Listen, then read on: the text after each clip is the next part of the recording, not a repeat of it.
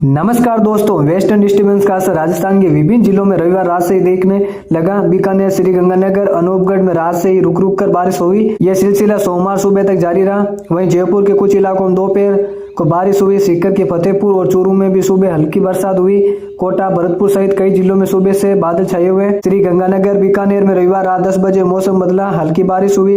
इसके बाद रात में रुक रुक कर बूंदाबांदी होती रही। श्रीगंगानगर में सुबह 5 बजे 10 से 15 मिनट तक की हल्की बारिश हुई। माउंट से किसानों के चेहरे खिल गए। ये बारिश फसलों के लिए फायदेमंद है।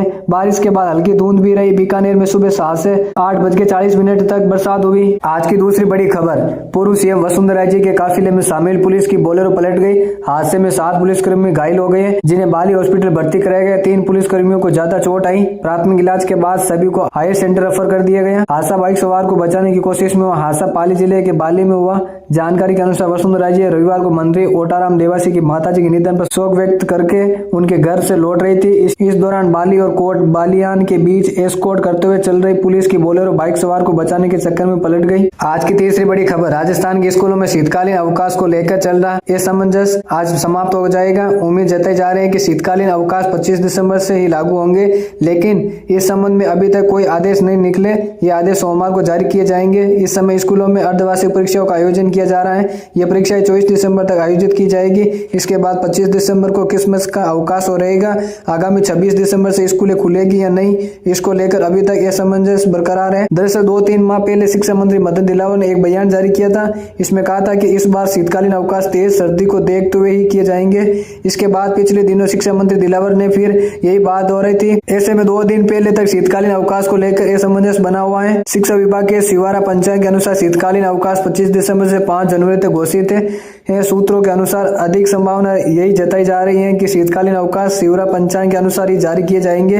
इस संबंध में आदेश सोमवार या मंगलवार को घोषित कर दिए जाएंगे। आज की चौथी बड़ी खबर, राजस्थान के प्रतापगढ़ जिले की 12 वर्षीय क्रिकेटर सुशीला मीणा का नाम आज हर जगह चर्चा में। उनकी गेंदबाजी का वायरल वीडियो देखकर भारत के महान क्रिकेटर सचिन तेंदुलकर ने उनकी जमकर तारीफ की।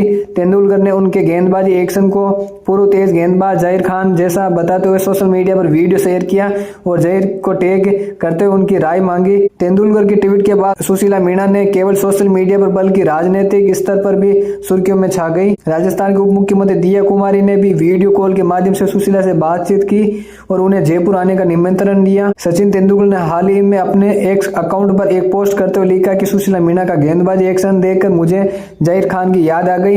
यह देखना अद्भुत है कि इतनी कम उम्र में वे इतनी अच्छी गेंदबाजी कर रही हैं। तेंदुलकर की इस सराहना के बाद उप मुख्यमंत्री दिया कुमारी ने सुशीला से फोन पर बात कर उनके प्रयासों की सराहना की। उन्होंने आश्वासन दिया कि उनके स्कूल के मैदान को बेहतर बनाया जाएगा ताकि सुशीला और अन्य बच्चों को प्रैक्टिस के लिए उचित सुविधाएं मिल सके। आज की 5वीं बड़ी खबर, भारत की अर्थव्यवस्था का एक बड़ा भाग कृषि क्षेत्र पर आधारित है। ऐसे में देश में करोड़ों किसान इस क्षेत्र से जुड़े हैं। उनकी आजीविका का मुख्य स्रोत कृषि ही है। भारत सरकार बीते लंबे समय से देश में किसानों को आर्थिक सहायता प्रदान करने और उनकी आय में वृद्धि करने के लिए कई शानदार योजनाओं का संचालन कर रही है। प्रधानमंत्री किसान सम्मान निधि योजना उनमें से एक है। इस योजना की शुरुआत भारत सरकार ने साल 2019 में की थी। इस स्कीम के अंतर्गत भारत सरकार देश के आर्थिक रूप से कमजोर किसानों को हर साल 6,000 रुपए प्रदान कर रही है। 6,000 रुपए की आर्थिक सहायता को हर साल 3 किस्तों के रूप में किसानों के खाते में भेजा जाता है। अब तक पीएम किसान सम्मान निधि योजना की कुल 18 किस्तें जारी की जा चुकी। 5 अक्टूबर 2024 को महाराष्ट्र के वाशिम जिले में प्रधानमंत्री नरेंद्र मोदी ने पीएम किसान सम्मान निधि योजना की 18वीं किस्त जारी की थी। अक्सर कई किसानों का यह सवाल रहता है कि क्या परिवार के सभी सदस्य पीएम किसान सम्मान निधि योजना में आवेदन करके स्कीम का लाभ ले सकते हैं। आज की छठी बड़ी खबर, देवली उनियारा सीट पर हुए उपचुनाव के दौरान एसडीएम को थप्पड़ कांड मारने के मामले में जेल में बंद नरेश मीणा की रिहाई के लिए 29 दिसंबर को महापंचायत होने वाली है। इस महापंचायत के जरिए एक बड़े आंदोलन की तैयारी भी है। नरेश मीणा के परिजन और समर्थन इस महापंचायत में सर्व समाज के नेताओं को आमंत्रित कर रहे हैं। नरेश के बेटे और परिजनों ने नागौर सांसद हनुमान बेनीवाल से भी मुलाकात की। उन्होंने हनुमान बेनीवाल को रैली में आने का निमंत्रण दिया। इस पर नागौर सांसद ने ग्रामीणों के साथ बदसलूकी करने वाले पुलिस वालों के खिलाफ कार्रवाई करवाने की बात की। नरेश मीणा के बेटे और परिजनों से मुलाकात की।